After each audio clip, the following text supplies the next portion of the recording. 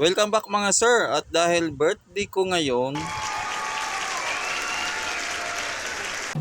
at ito na nga, niyaya ko na mag-ina ko na mamasyal daw kami sa Cubao. Kasi matagal-tagal na daw silang hindi nakakapasyal sa Cubao, kung ano na daw yung mga kung may mga bago na daw pasyalan o excited na yung dalawa oh. Ako naman, taga-camera nila, taga-video. So pupunta kami ng Cubao, may bibilhin din talaga kami na gamit sa bahay, kaya sakto din to. Kaya pagdating namin dito sa taas, tamang-tama naka-stop pa yung traffic light. May nakaparada ng jeep, nag-aantay ng pasahero. Sakto. Pagsakay namin dito, umalis na din yung jeep, kaya hindi na kami nagantay na matagal. So kulitan nang nasa looban ng jeep, ayan, kaway-kaway, ang kulit ng anak ko. Pagdating namin dito sa may Aurora, sa may Anonas to. Yan, wala nang pasahero, yan. Kami-kami na lang, parang pakiramdam namin, inargila namin ng solo yung jeep. Kunti lang kasi ang pasahero pag lagpas ng Katipunan, kunti na lang talaga pasahero. O minsan wala na. So magkakaroon ng pasahero yan sa may TIP. So dumating kami dito sa may Cubao. Ayan, sa may harap to ng gateway. So nag-isip muna kami kung dadaan kami ng Isitan, dyan sa Isitan muna, or magi-gateway muna kami. Kaya lang yung anak ko nagkukulit na, kakain na daw muna siya, excited na. Yun talaga yung pinasyal niya dito, kain. Ayan, tuwang-tuwa. Tuwang-tuwa yung bata. Kaya lang pagsakay namin sa elevator, Na for arte siya sa elevator, ka-arte. maarte si mama. Opo. Gusto mo sumakay sa elevator? Oo, days of days of days of days. Dito na. Dito na.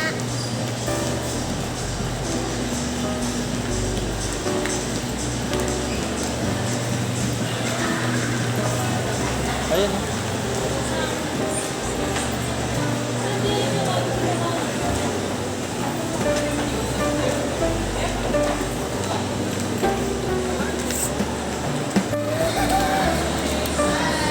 May orange. Ha? Orange. Ano yung kulay ng isa?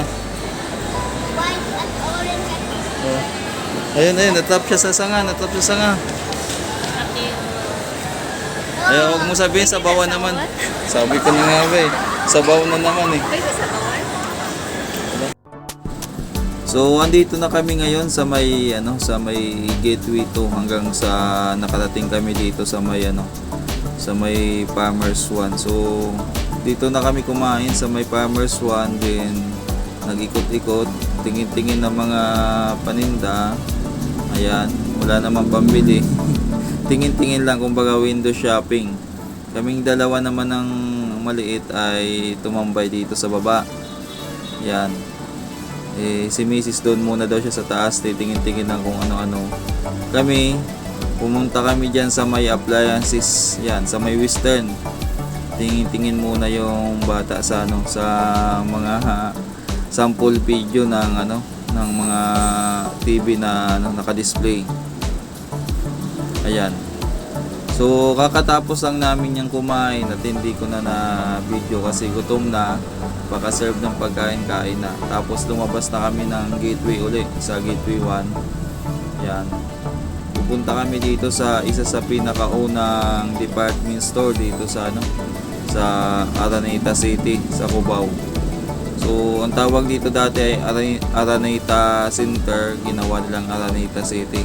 So maganda na, marami na nagbago dito, katulad ng gateway, meron ng gateway 2. Tapos yung nasa tapat din ng pupuntahan namin yan, yung Kia Theater ata yan. Tapos ito naman yung Isitan na hanggang ngayon ay andyan pa rin, matatag pa rin. So isa yan sa pinakaunang department store dito sa Cubao. So medyo hindi na kasing dami ng namamasyal o pumupunta dito sa loob, pero meron pa rin naman mga namimili dito. So pinaka happy place talaga ng bata kapag yung mga laruan. Yan, wala rin kami nabiling laruan diyan, kumbaga pili-pili lang siya, tapos sabi niya pag may budget tayo, bili tayo. So maganda kasi nag-matured na yung anak ko ngayon. hindi na yung pag hindi nakuha yung gusto, iiyak. Sa kanya masaya na siya ng tumitingin-tingin-tingin lang. Dahil wala naman talaga sa budget namin yung mga ano. So after nun, nakabili kami ng kailangan talaga namin sa bahay. Bumaba na kami dito sa nasa 4th floor ata to. Bumaba na kami dito. Then sabi ko, punta tayo ng Shopwise. Titingin-tingin din tayo doon ng mga pwedeng mabili o kaya ano. So papunta kami ng Shopwise. Nabutan kami ng stoplight ata. Tama, stoplight. Then, andito na kami sa may Shopwise. Sa mga nakapunta ng Cubao or kabisado tong Cubao, alam nyo yung Shopwise. Kaya lang, pagdating dito, akala ko yung display na yan ay display lang or may event lang. So, pagpasok namin, dito na ako nagulat. Wala na palang Shopwise dito. Ang nangyari pala, binalik na nila to sa Fiesta Carnival. Ayan. Wala kaming kaalam-alam kasi nung December pa nag-start na tong Fiesta Carnival. So dati naman talagang Fiesta Carnival to hanggang sa nagsara, then ginawang Shopwise. Then ngayon binalik nila Fiesta Carnival. Ngayon nag-ikot-ikot kami dito, nagtanong-tanong kami ng mga rides kung magkano yung mga palaruan ng bata, at medyo na-shock ako kasi may nagustuhan yung anak ko dito na gusto niya sanang paglaruan. Kaya lang 500 ang kalahating oras. Sabi ko wala tayong budget, anak. Yan yung ayan yung tatak niya o yung pinakalabas niya. Kaya namasyal na lang kami dito, picture sa mga garden. Sa tapat na to ng Araneta Coliseum. Ayan, sa may gateway. Magkakatabi lang kasi sila. Ayan. Sabi ko hanapin pa rin natin yung Shopwise kasi nalipat na daw sa gateway to. Kaya pinuntahan namin doon sa may gateway to sa ilalim.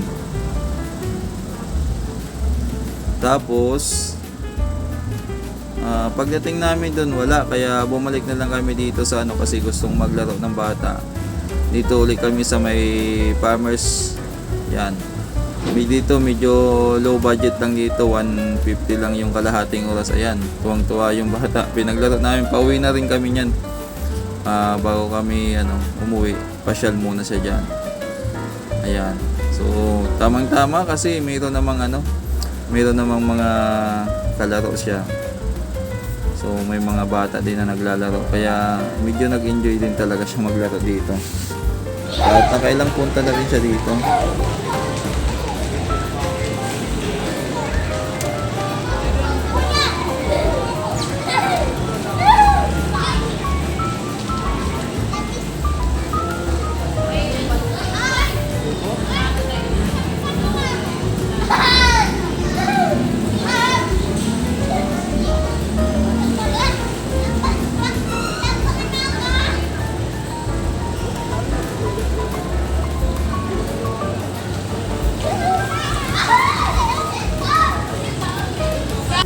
So after nun ay tinignan ko dito sa ako, medyo matraffic na kasi hapon na, uwi na tayo. At ito na nga, papunta na kami sa sakayan ng jeep uwi sa amin. Sabi ko kasi alanganin na, kaya lang yung bata nagyaya, nagutom daw siya. Nakita lang tong Chowking Sabi niya, mama, papa, kain tayo dito. Gutom na ako. Yan, may tinignan pa siya ng tinignan pa yung tawag dito, yung display kung anong pwedeng makain. So kumain muna kami dito.